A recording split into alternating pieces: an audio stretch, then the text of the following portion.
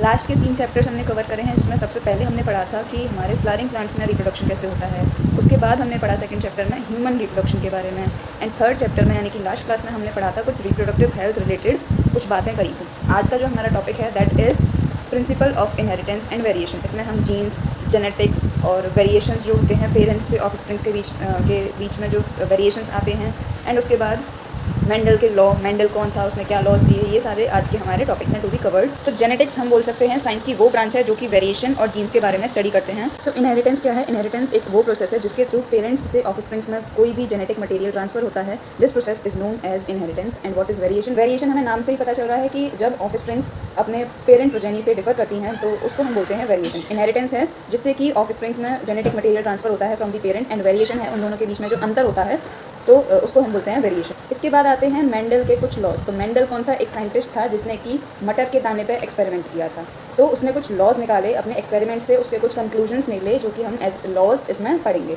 So what were the Mendel के law? सो Mendel का पूरा नाम था जॉर्ज मेंडल, जिसने कि पी प्लांट पे यानी कि मटर के पौधे पे एक्सपेरिमेंट किया था और उसके बाद हमें कुछ लॉज दिए। तो एक्सपेरिमेंट करने के लिए मेंडल ने 14 पी प्लांट सेलेक्ट करे। तो सबसे पहले मेंडल ने क्या किया, उसने मोनोहाइब्रिड क्रॉस करे, यानी कि उसने सिंपली टॉल एंड डॉफ प्लांट को क्रॉस किया, जिससे कि उसे एक जीन के इनहेरिटेंस के बारे में पता चले। तो जब उसने ये क्रॉस किया तो उसको जो रिजल्ट्स मिले सीड्स के, उसने वो कलेक्ट कर लिए और उसके बाद उनको कलेक्ट करके ग्रो करवाया, जिससे उसे फर्स्ट हाइब्रिड जनरेशन के प्लांट्स मिले, जिसको हम फर्स्ट फीलियल जनरेशन भी बोल सकते हैं या फिर F1 जनरेशन भी कह सकते हैं। अब ये जो F1 जनरेशन है वो इन जो दो पेरेंट्स थे उन दोनों में से किसी एक से रिजेंबल करती है, बट दूसरे पेरेंट का ट्रेट शो नहीं हो रहा था। जब उसे ये F1 जनरेशन के प्लांट्स मिले तो उसने उन F1 जनरेशन के प्लांट्स को कलेक्ट किया और फिर उनको सेल्फ पॉलिनेट करवाया, मतलब खुद ही से पॉलिनेशन करवाया उन्हीं सेम प्लांट से। और एज अ रिजल्ट उसको क्या मिला कि F2 यानी कि नेक्स्ट जनरेशन में जो हमें प्लांट्स मिले हैं, यानी कि मेंडल को जो F1 को सेल्फ पॉलिनेट करवा के या सेल्फ क्रॉसिंग करवा के जो F2 जनरेशन के प्लांट्स मिले वो कैसे थे? उनमें से कुछ डॉफ ऑफस्प्रिंग्स थी और कुछ टॉल थी। F1 जनरेशन में तो किसी एक पेरेंट को रिजेंबल कर रहा था। पेरेंट कौन था? एक टॉल प्लांट था और एक डॉफ प्लांट था। तो F1 जनरेशन में उसको सारे टॉल मिले, लेकिन F2 जनरेशन में कुछ उसे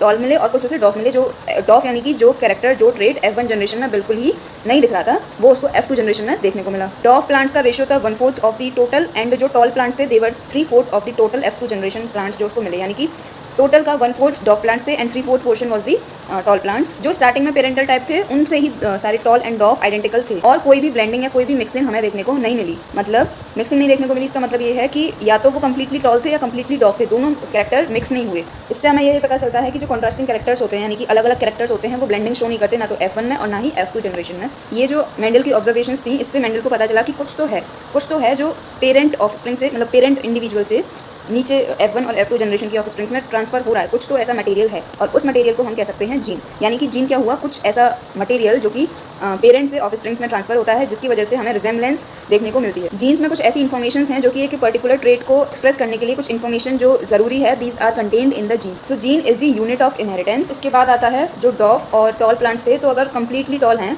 तो कैपिटल टी यूज करेंगे, और अगर कंप्लीटली डॉफ हैं तो स्मॉल टी यूज करेंगे। यानी कि अगर कैपिटल टी हम यूज कर रहे हैं, दिस शोज कि वो जो प्लांट स्पीशीज है वो टॉल है। Capital T is for tall and small T is for dwarf. अब आता है एलील। क्या है एलील? है पेयर ऑफ कॉन्ट्रास्टिंग कैरेक्टर या ट्रेट, मतलब एक ही जीन की अलग अलग फॉर्म को हम एलील बोल सकते हैं। अब होमोजाइगस और हेट्रोजाइगस क्या होता है? होमोजाइगस मतलब सेम एलील, हेट्रोजाइगस मतलब एक दूसरे के अपोजिट एलील्स जो होते हैं उनको हम हेट्रोजाइगस बोलते हैं। होमोजाइगस मतलब similar, same pair of allele को हम होमोजाइगस कंडीशन या होमोजाइगस एलील बोल सकते हैं। अब जैसे हमने थोड़ी देर पहले टॉल और डॉफ की बात करी थी, तो टॉल जो है कैपिटल लेटर्स में जो हम ट्रेट्स को शो करते हैं, जिन एलील को हम कैपिटल लेटर्स में शो करते हैं, these are the dominant allele. And जो स्मॉल लेटर्स में लाइक द स्मॉल टी, यानी कि डॉफ था, स्मॉल टी का मतलब डॉफ था ना, तो जो स्मॉल लेटर्स में हम डिनोट करते हैं these are the recessive traits, और जो कैपिटल लेटर्स में हम डिनोट करते हैं उनको हम बोलते हैं डोमिनेंट ट्रेट। ठीक है, तो कैपिटल लेटर कहीं भी यूज हो अगर हमारे जेनेटिक्स में, तो capital letter is for dominant trait. जब एक ही कैरेक्टर को हम क्रॉस करवाएं तो उस क्रॉस को हम बोलते हैं मोनोहाइब्रिड क्रॉस। मोनो मतलब एक।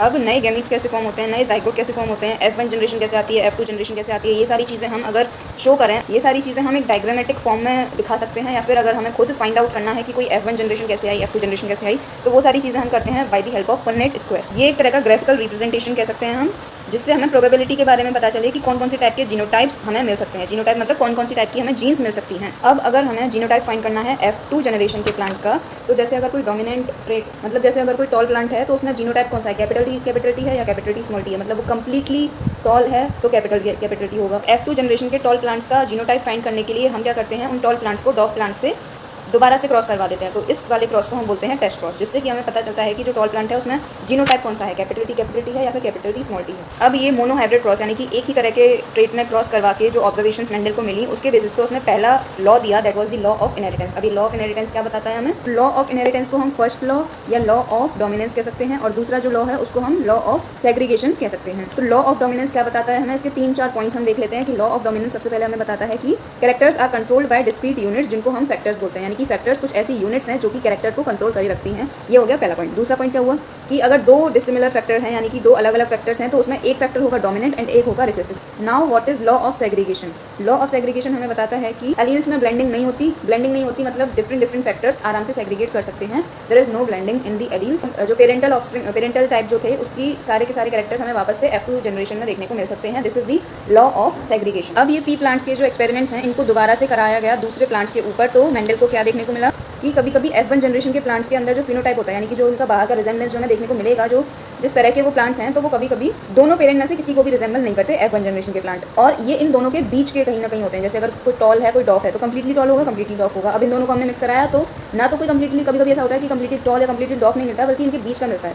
सो इसको हम बोलते हैं इनकम्प्लीट डोमिनेंस, मतलब जो डोमिनेंट रेट है वो अपना कंप्लीट डोमिनेंस शो नहीं कर पाया। अब हर एक जीन के पास कुछ ना कुछ इन्फॉर्मेशन होती है, हम सबको पता है, जिसकी वजह से वो एक पर्टिकुलर ट्रेट को एक्सप्रेस कर पाता है। सो ये तो हो गया इनकम्प्लीट डोमिनेंस, जहाँ पे जो डोमिनेंट ट्रेट है वो कंप्लीटली अपना डोमिनेंस शो नहीं कर पाया। इसके बाद आता है कोडोमिनेंस। कोडोमिनेंस क्या कहता है? कोडोमिनेंस का मतलब होता है इसमें एक तरह से हम कह सकते हैं ब्लेंडिंग हो गई है, दो तरह के जो एलील्स हैं वो एक साथ अपना कैरेक्टर शो करते हैं। इस टाइप के डोमिनेंस को हम बोल सकते हैं कोडोमिनेंस। अब इसका एग्जांपल हम देख सकते हैं एबीओ ब्लड ग्रुपिंग जो होती है, यानी कि ए पॉजिटिव बी पॉजिटिव, ये सारी चीज़ें तो हमने सुनी हुई है ना। तो इसमें क्या होता है कि कभी कभी जैसे पेरेंट का ए है और एक का बी है, दो पेरेंट हैं, एक का ए है और एक का बी है। अब ज़रूरी नहीं है कि जो ऑफस्प्रिंग हो उनका ए ही हो या उनका बी ही हो, उनके बीच का भी हो सकता है, ए बी भी हो सकता है ना। तो इसको हम कह सकते हैं कि इसमें ब्लेंडिंग हो गई है। So this type of dominance is known as codominance, मतलब एक साथ अपना कैरेक्टर शो करते हैं दोनों के दोनों अलग अलग इंडिविजुअल्स, तो इसको हम बोलेंगे कोडोमिनेंस। तो ये हो गया हमारा मोनो हाइब्रिड क्रॉस, मतलब एक ही तरह के जीन्स को हमने क्रॉस करवाया। अब हम आगे जाके पढ़ेंगे 2 डिफरेंट टाइप्स ऑफ जीन्स को क्रॉस करवाते हैं, यानी कि डाई हाइब्रिड क्रॉस में क्या क्या हमें कंडीशंस या क्या क्या हमें रिजल्ट्स देखने को मिलते हैं, वो हम आगे पढ़ेंगे।